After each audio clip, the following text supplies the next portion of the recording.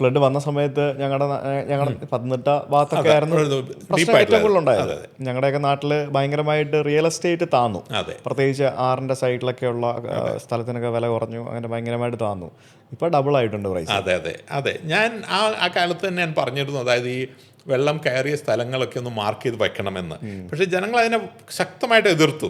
കാരണം അങ്ങനെ മാർക്ക് ചെയ്ത് വെച്ച് കഴിഞ്ഞിട്ടുണ്ടെങ്കിൽ പിന്നെ ആ സ്ഥലത്തിൻ്റെ വില കുറയുമല്ലോ. പക്ഷെ അതുകൊണ്ട് എന്ത് ചെയ്യുന്നു, നമ്മളുടെ കുട്ടികൾക്ക് വലിയ വിലയ്ക്ക് വാങ്ങി വെക്കുന്നത് എന്താണ്, ഒരു റിസ്ക്കാണ്. അപ്പോൾ this is the bigger picture. അതായത് ലോങ് ടേം ആയിട്ട് ഏതൊക്കെ ഡിസാസ്റ്റർ പോസിബിൾ ആണോ, അതെവിടെയൊക്കെ ഉണ്ടായിട്ടുണ്ടോ അത് മാർക്ക് ചെയ്തിട്ട് വേണം നമ്മുടെ എല്ലാ ഡെവലപ്മെൻറ്റ് പ്ലാനിങ്ങുകളും തയ്യാറാകാനായിട്ട്. This a big picture. Then you have the small picture like what happened in Mundakkai.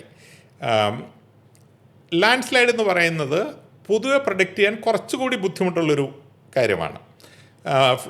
മഴ നമുക്ക് ഫ്ലഡ് ചെയ്യാൻ എളുപ്പമാണ്, പ്രിഡിക്റ്റ് ചെയ്യാൻ എളുപ്പമാണ്. സൈക്ലോൺ നമുക്ക് പ്രിഡിക്റ്റ് ചെയ്യാൻ എളുപ്പമാണ്.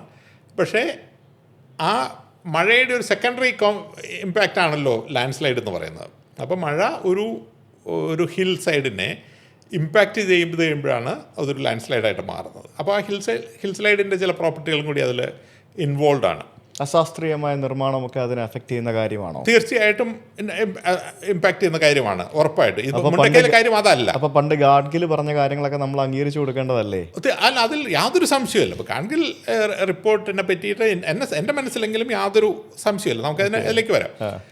അശാസ്ത്രീയമായ നിർമ്മാണങ്ങളെല്ലാം തന്നെ, റോഡ് നിർമ്മാണമാണെങ്കിലും ക്വാറി ആണെങ്കിലും വീടാണെങ്കിലും, ഇതെല്ലാം തീർച്ചയായിട്ടും ഈ ഡിസാസ്റ്ററിൻ്റെ സാധ്യതയെ കൂട്ടുന്നുണ്ടെന്നുള്ള കാര്യത്തിൽ യാതൊരു സംശയമില്ല. പക്ഷെ അവർ റിസോർട്ട് നിർമ്മാണം മാത്രമേ കുറ്റമായിട്ട് കാണുന്നുള്ളൂ, അവിടെ പണിയുന്ന വീടുകളൊന്നും കുറ്റമായിട്ട് ആരും കാണുന്നില്ല. അപ്പോൾ അതിൽ തന്നെ ഞാൻ ആദ്യം പറഞ്ഞ പോലെ നമ്മൾ ഇപ്പോൾ ലാൻഡ് സ്ലൈഡ് ഉള്ള സ്ഥലത്ത് വീടുകൾ വയ്ക്കില്ല എന്നുള്ളതല്ല. പക്ഷേ ഏത് തരത്തിലുള്ള വീടുകളാണ് വയ്ക്കുന്നത്? ഇപ്പോൾ സ്വിറ്റ്സർലാൻഡിൽ നിങ്ങൾ കണ്ടിട്ടുണ്ടാവും എന്തുകൊണ്ടാണ് വീടുണ്ടാക്കുന്നത്, മരം കൊണ്ടാണ് വീടുണ്ടാക്കുന്നത്. പക്ഷെ നമ്മൾ കേരളത്തിൽ എവിടെയും വീടുണ്ടാക്കുന്നത് വളരെ ഹെവി ആയിട്ടുള്ള കോൺക്രീറ്റും ഇഷ്ടികയും വെച്ചിട്ടാണ്. അതായിരിക്കില്ല ചിലപ്പോൾ അപ്രോപ്രിയേറ്റ് ആയിട്ടുള്ളത്. 100 വർഷത്തേക്കുള്ള വീടായിരിക്കില്ല ഒരുപക്ഷെ മലയിൽ അപ്രോപ്രിയേറ്റ് ആയിട്ടുള്ളത്. അപ്പോൾ വെയിറ്റ് കുറഞ്ഞ ഇതാവാം, ടെമ്പററി സ്ട്രക്ചേഴ്സ് ആവാം, അങ്ങനെ പല പോസിബിലിറ്റീസ് നമുക്കുണ്ട്. പക്ഷേ ആ തരത്തിൽ നമ്മുടെ ബിൽഡിംഗ് കോഡുകൾ നമ്മൾ മാറിയിട്ടില്ല.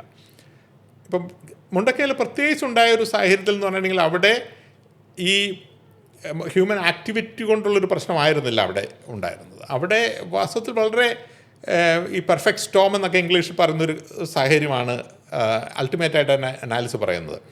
ആദ്യമായിട്ടൊരു ചെറിയൊരു ലാൻഡ് സ്ലൈഡ് ഉണ്ടാകുന്നു. ആ ലാൻഡ് സ്ലൈഡ് മലയിൽ ഉള്ള മരങ്ങളുടെ ഇടയിൽ കിടന്ന് സ്റ്റക്കായിട്ട് ഒരു ഡാം പോലെ ഫോം ചെയ്തിട്ട് ആ ഡാം മൊത്തമായിട്ട് പൊട്ടി ഒഴുകിയിട്ടാണ് എത്രമാത്രം ട്രമൻഡസ് ഇമ്പാക്റ്റിൽ രണ്ടാമത്തേത്. പക്ഷേ അവിടെ പോലും നമുക്ക് കേരളത്തിൻ്റെ ഏരിയയുടെ 13% ലാൻഡ് സ്ലൈഡ് പ്രോണാണെന്നാണ് പറയുന്നത്.